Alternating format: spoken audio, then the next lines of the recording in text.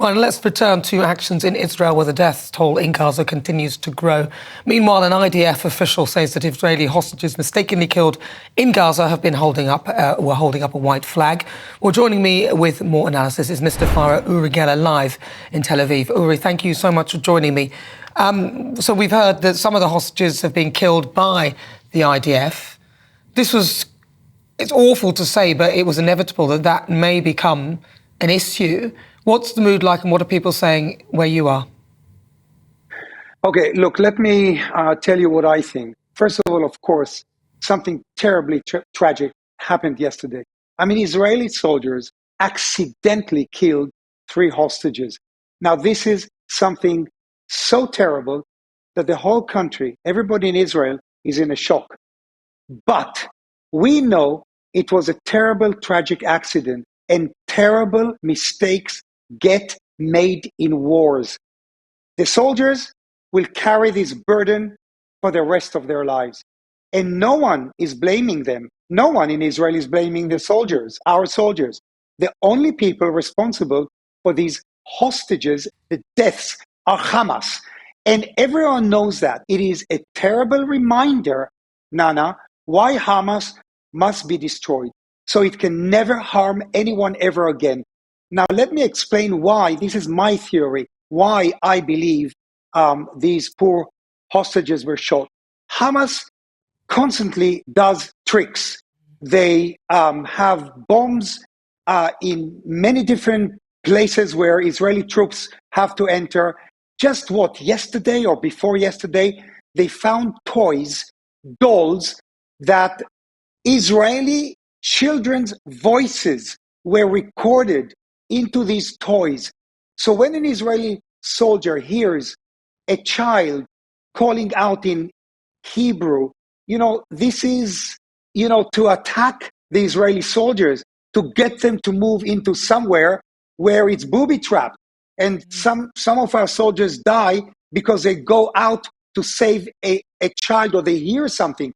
So I'm not surprised, sadly, that these hostages were killed by accident. Maybe the soldier that shot them, or 2, I don't know how many soldiers shot at the hostages, but we are very, very, very, very much strung up. We have to be careful. We don't really know, this is a trick? This is not. We are constantly under these attacks by Hamas to lure us into places where they want to kill us. So that's my theory, that the soldiers shot them by mistake, thinking that they might be Hamas soldiers, murderers. Yeah, well, you can understand why they would feel that way, because there's obviously a heightened sense of alertness in that situation. And as you said, Hamas laid traps, and these could have easily been Hamas people dressed in this way, trying to lure the fighters in. It's a snap-second decision.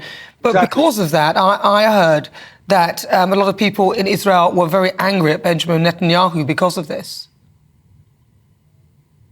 Well, look, this is such a tragedy. I mean, we are losing soldiers, but we are fighting Hamas. We have to destroy Hamas. The political situation, yes for the Bibi, no for Bibi. There's constantly some type of an argument going on the political side. But hey, what can Bibi do? This is war.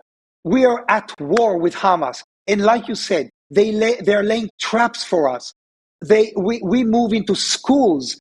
Do you remember a few weeks ago I showed you a teddy bear? Yeah. A teddy bear, and inside the teddy bear they found sniper rifles and bombs and grenades. Yeah. So we're very, very much an alarm inside our mind. Yeah. Be careful. This might be a trap. Uri, thank you so much for letting us hear what it's like for you there. Thank you so much. You take care of yourself, and we'll hopefully speak to you next week. Thank you. And happy Christmas. Happy Christmas to you, Uri. That's Uri Geller. He's a world-famous Mr. Fire and, of course, lives in Tel Aviv. Well, let's get to the thoughts of this from an international security and border control expert, Henry Bolton, who joins me now. Henry, Uri makes a good point that, Hamas have been laying traps from the start. So how can the IDF possibly work out and decipher who and what is what? It must be very difficult. Well, what I'm going to say, Nana, I'd like to sort of just caveat beforehand by saying, of course, these hostages wouldn't have been anywhere near anything that could do them harm had Hamas not taken them on October the 7th. And Uri is absolutely right in that respect. The people who are responsible for these deaths are Hamas. I would also say it's important to remember that for us here, and for the people who are watching on television now, of course, it's very easy to second guess what a soldier's decisions are in the heat of battle. Anybody who's been in combat will tell you that it is chaos. There is confusion, there is noise, your senses are being overwhelmed, and you have to cut through that to make the right decisions. And sometimes that process fails, even the sort of best trained soldiers. So having said that, what I fear, given the context more broadly, that the United States and others are becoming concerned at what I was earlier concerned about, which is the amount of firepower that's being deployed by Israel and the fact that they simply don't have the capacity as a nation, not because they don't technically know how to do it, but because they simply don't have the size and the organisation and the resources to be able to target every single one of the bombs and missiles that they are firing.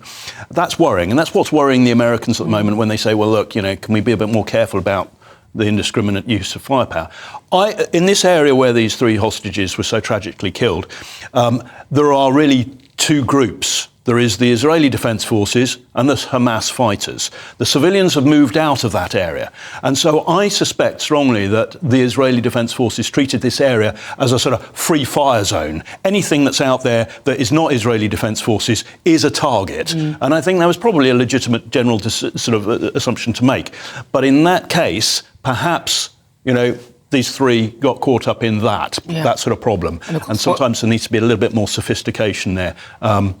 I don't want to second guess it. Well, what we're seeing on the screen are the faces of those hostages who were sadly killed. Very, very tragic. Henry, you will stay with me for the next hour.